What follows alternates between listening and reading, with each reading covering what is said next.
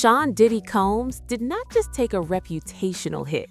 This is a near $500 million destruction of wealth that looks, on paper, like an empire autopsy in real time. The real timeline, the deleted evidence, and the industry fallout line up into one brutal picture.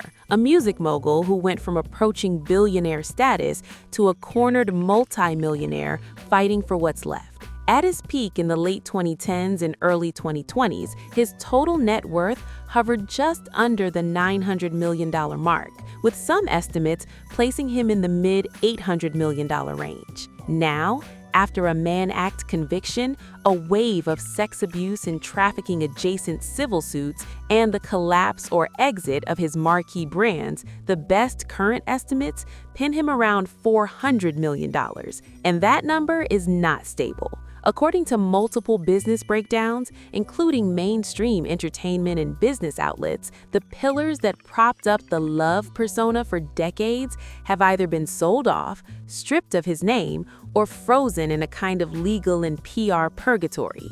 Now, before we get into the timeline they're trying to scrub, make sure you subscribe and hit the bell. The mainstream media is currently being paid to bury this story, but I'm showing you the receipts they deleted and the context they're too scared to post. Don't let the PR spin win. Join the drip right now. Let's start with the thing everybody cares about: the money. At his financial height, Diddy was regularly listed among hip-hop's richest figures, with Forbes and similar outlets placing him north of $800 million, built on a mix of music publishing, fashion, and especially his partnership with Diageo in Cîroc vodka and DeLeón tequila. Commenters at the time openly speculated that he would cross the billionaire line off the strength of his spirits deals alone. But by 2024 and 2025, newer breakdowns show a very different picture, roughly $400 million in net worth, with analysts stressing that this number had already dropped several hundred million from just a few years earlier, even before all the criminal outcomes and civil payouts fully hit. That's the $500 million gap this video is dissecting. The real timeline of the collapse doesn't start with the conviction. It starts when Diageo and Diddy's relationship cracked in public. Diageo was the quiet engine of his fortune, the Cîroc marketing deal that paid him massive profit share, and the co-ownership of DeLeón that gave him equity on top. In 2023, he sued Diageo, accusing the company of neglecting DeLeón and racially pigeonholing his brands, framing DeLeón as a black tequila while pushing celebrity competitors harder. On one hand, that lawsuit looked like a power move, a billionaire in waiting trying to protect his equity and force a better deal. On the other hand, the messiness of going to war with the very corporation writing the biggest checks to his empire was the first visible crack in the armor. Here's where the deleted evidence and the receipts matter. By January 2024, Diageo and Diddy quietly settled the dispute, and public statements confirmed one brutal bottom line: Diageo would retain full ownership of Cîroc and DeLeón, and Diddy would no longer have any business relationship with the brands. That means the equity, the performance-based payouts, and the long-term upside from those two spirits deals, essentially the engine of his almost billionaire narrative, were gone. Industry coverage framed it clearly. Diageo now solely owns both Cîroc and DeLeón, and the partnership that had pumped hundreds of millions into his net worth effectively ended in a single settlement. This is where the story stops making sense if you still believe the old unshakable mogul image. It's like watching someone unscrew the main pillar out from under a skyscraper. Right as that pillar is taken away, the lawsuits and federal investigations start moving from gossip to actual courtrooms. Multiple women filed civil suits accusing him of sexual assault and sex trafficking-related abuse, and a federal case targeted alleged trafficking and transportation crimes, ultimately resulting in his conviction on Mann Act counts, while he was acquitted on some of the heavier RICO-style allegations. The civil lawsuit count climbed past 50 and over time towards 70 filings, with more women coming forward as the criminal case unfolded.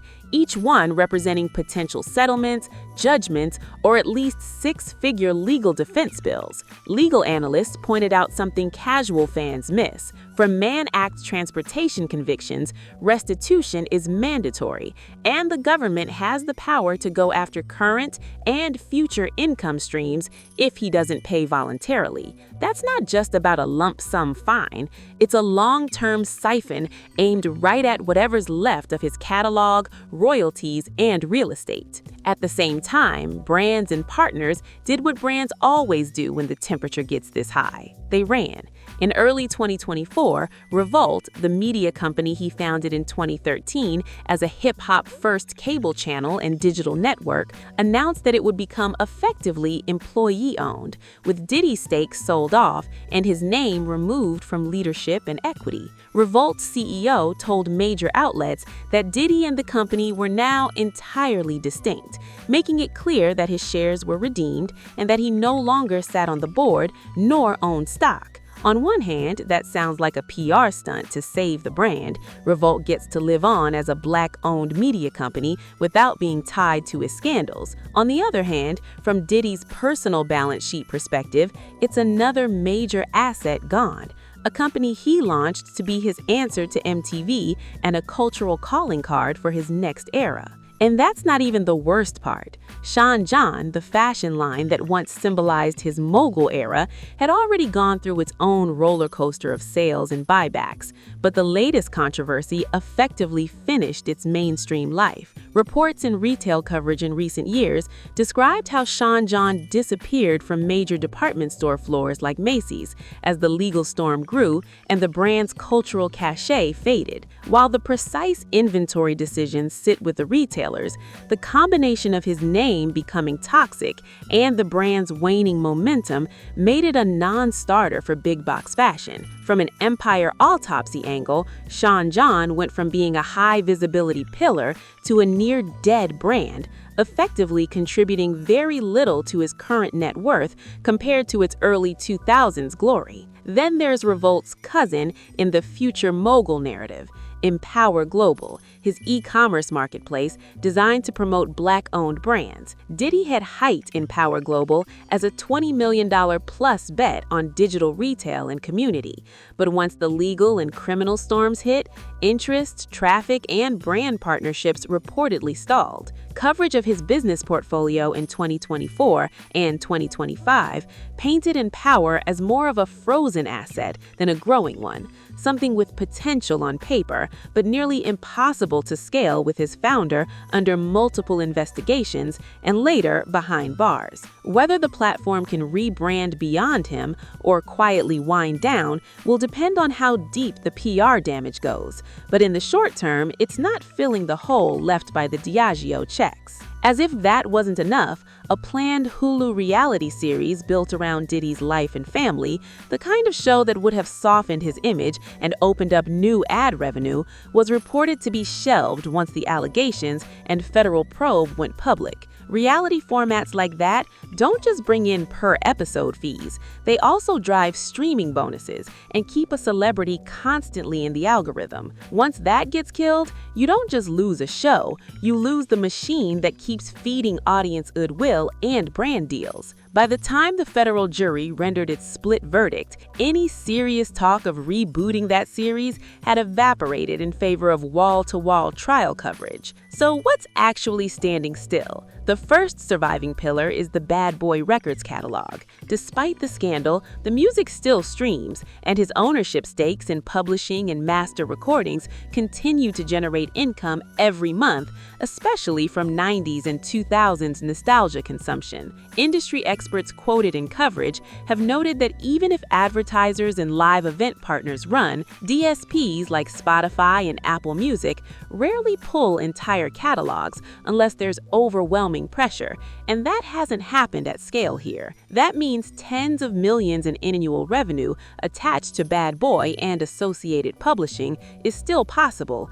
though licensing for commercials, TV, and film, the highest margin side, could be much harder given the radioactive nature of his brand. One strategist even compared his catalog to a dirty bomb from a licensing perspective, valuable but scary to touch. The second pillar is the spirits money that already cleared before the relationship died. Over the life of the Cîroc partnership and DeLeón joint venture, Diddy is reported to have banked close to $1 billion in cumulative earnings from those deals, hundreds of millions from Cîroc profit share, and roughly $200 million just from the DeLeón stake payout. The key detail here is that much of that cash is already realized and, in theory, been invested or spent long before the current cases. That's why even after brands cut him off, his net worth still sits in the hundreds of millions of dollars. Past checks don't vanish just because the partnership ends. The question is,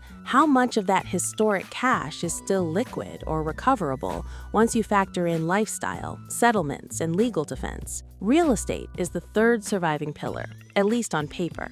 Diddy's property portfolio has included high-end homes in Miami and Los Angeles, with coverage estimating his 2 Star Island properties in Florida alone at more than $80 million combined as of 2025 assessments. His Los Angeles mansion, once another symbol of the glamorous mogul life, was placed on the market and assessed in the mid-$40 million range, though asking prices and eventual offers can swing dramatically when scandal hangs over a property. Real estate watchers have pointed out that high-profile, disgraced homes often suffer a stigma discount, where buyers expect a deal because of the association with crime or controversy, and luxury buyers have plenty of other options with cleaner histories. Overlay all of this with the prison sentence and the lawsuit pipeline, and you start to see why analysts think the $400 million figure could slide even further. His felony conviction on Mann Act counts